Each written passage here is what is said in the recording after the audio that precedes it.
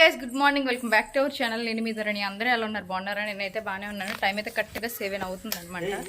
ఇప్పుడైతే బయటకు వెళ్తున్నాం, వైజాగ్ వెళ్తున్నాం. మా ఆయన అయితే రావట్లేదు, మా ఆయన వదిలేసి వెళ్తున్నాం. పెట్టేస్తా నాని, తినేయండి టిఫిన్ చేసుకొని. నేను వ్యాంగ్ వచ్చేస్తాను. వెళ్తున్నాం, కార్ మాట్లాడేసాం అనమాట. మళ్ళీ రిటర్న్ కూడా వెంటనే వచ్చేయాలి, టైం లేదు మనకి. అందుకోసం హెయిర్ కూడా ఇంకా డ్రై అవ్వలేదు, ఎర్లీ మార్నింగ్ బయలుదేరడం వల్ల. మరి కొంచెం హెయిర్ డ్రై చేస్తే బాగున్నాము. ఇంకా లేని పాప కూడా మాతో వస్తుంది. హాయ్ చెప్పలేని. హాయ్. మా తమ్ముడు కూడా ఉన్నాడు అనమాట, వర్క్ నుంచి వచ్చాడు. యాక్చువల్గా కొన్ని రోజులు సెలవులు అని చెప్పేసి నేను తీసుకెళ్ళిపోతున్నాను అనమాట. ఎలాగో ఉన్నాడు, వీడియో తీయడానికి పనికి వస్తాడు కదా అని చెప్పేసి యాక్చువల్గా ఒక ప్రమోషన్ షూట్ కోసం వెళ్తున్నా. పని అయిపోతుంది, అది నా పేరు. టైం కరెక్ట్గా 8:59. బాగానే అనకాపల్లి దాటిపోయాం అనుకున్నాం, కానీ బుక్ అయిపోయామన్నమాట ఈరోజు. ఎందుకంటే August 1st డేట్. మేము వైజాగ్ వెళ్తున్నది.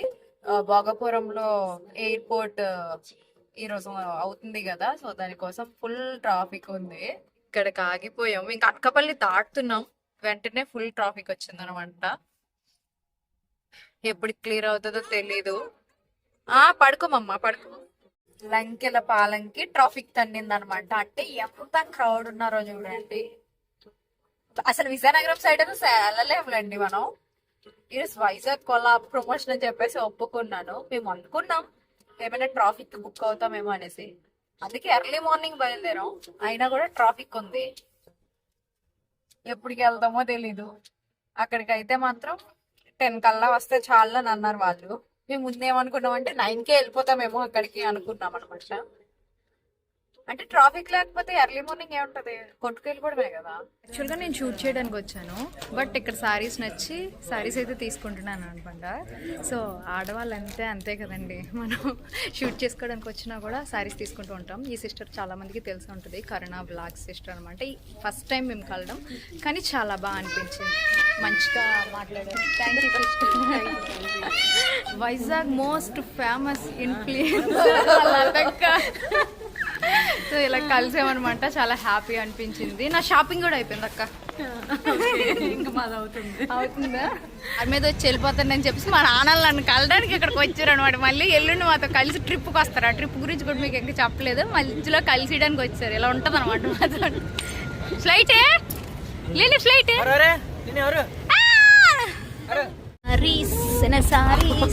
అందులో చూడండి పొట్లం పెట్టాడు. నేను ఎంత రేటు తీసుకున్నా తెలుసా, మళ్ళీ ప్రీమియం క్వాలిటీ. నా బిల్ చూపిస్తా చూడండి, ఇది నా బిల్. మేము సారీ తీసుకున్న ఒకటి 3100 అయింది, ఇంకొకటి 1100 అయింది, ఇంకొకటి 28 అయింది అనమాట. 3 సారీస్ తీసుకుంటే ఒక సారీ గిఫ్ట్ ఇచ్చారు, అది మ్యాటర్. స్వామియే అయ్యప్ప గట్టిగా చెప్పు. వద్దులు, ఆడొద్దు, మంచుడు కాదు, ఆడు మంచుడు కాదు.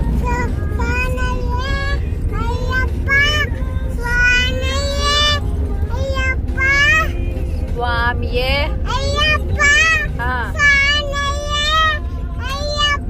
ఇంకా ఫైనల్ గా ఇంటికైతే వచ్చేసామన్నమాట. 3:30 ఆ టైం అయింది. వచ్చినంటే ఇంకా సార్ పడ్డాం, పిల్లలు అయితే పడుకున్నారు, ఇప్పుడే లెగుస్తున్నారు. టైం అయితే కరెక్ట్గా 7 అవుతుందన్నమాట. సో అది అప్డేట్. వచ్చిన తర్వాత వీడియో షూట్ చేయడం అవ్వలేదు, ఇప్పుడు చేస్తున్నా. కానీ మత్తుగా ఉందండి. ప్రమోషన్ కంప్లీట్ అయిపోయింది, వాళ్ళు చక్కగా మనీ కూడా వేసేసారు. మనం కూడా బిల్లు చేసేసాము ఆల్రెడీ. బిల్ ఆల్రెడీ ఎంత చూపించా కదా, 6500 అరేంజ్ అయిందనమాట. 86 అంత. దానికోసం ఒక ఫ్రీ శారీ కూడా, 3 చీరలు కొంటే ఇంకో శారీ ఫ్రీగా ఇచ్చారు, అది మ్యాటర్. ఇప్పుడైతే ఆ శారీలు అయితే అక్కడ పెట్టానులేండి, అది కట్టుకుంటేనే బాగుంటుంది. మామూలుగా చూస్తే ఏంటి ధరణి ఇలాంటివి కొన్నావా అని అంటారు అనమాట. కట్టుకున్నప్పుడు చూపిస్తానండి, ఓకేనా. ఇంకా నైట్ డిన్నర్ వచ్చేసరికి రుబ్బుంది, అట్లా రుబ్బుంది, కొంచెం ఇడ్లీ రుబ్బుంది, చట్నీ చేసేస్తాను, తినేయడమే. చక్కగా తినేసి పడుకుంటుపోవడమే మళ్ళీ. అని ఈరోజు జర్నీని మాత్రం నేనైతే చాలా బాగా ఎంజాయ్ చేసిన. కానీ అంత గాబరుగా అయిపోయినట్టు అనిపించింది. ఎందుకంటే కార్లోనే వీడియో ఎడిటింగ్ చేయడం, వాయిస్ ఓవర్ ఇవ్వడం, అప్లోడ్ కొట్టడం అంతా కార్లోనే అయింది. మా ఆయన లేకుండా వెళ్ళేసి వచ్చేసిన చక్కగా. అతనే కార్ మాట్లాడారులేండి. సో అలా అయిపోయిందనమాట. గీతు పాప అయితే మాత్రం నేను వచ్చేసరికి చాలా డల్గా ఫేస్ పెట్టేసింది. నాకైతే తను ఫస్ట్ చూసినంటే ఏంటి ఇంత డల్గా అయిపోయింది అబ్బా అనిపించింది. వాళ్ళ డాడీ దగ్గర అయితే మాత్రం అల్లరి పెట్టలేదంట. బ్యాంక్లో చక్కగా కూర్చుందంట అతను వర్క్ చేసుకుంటే. కానీ ఇద్దరు పిల్లలు ఉన్నప్పుడు ఇద్దరిని తీసుకెళ్ళాం. ఇద్దరిని తీసుకెళ్తే అక్కడ మనకి పని అవ్వదు కదా, బాధ. ఒకళ్ళని వదిలేస్తే పాపం వాళ్ళు బాధపడతారు. కానీ ఇంటికి వచ్చిన తర్వాత బుజ్జగిస్తే అలా పల్లకైపోయింది, ఏమనలేదు.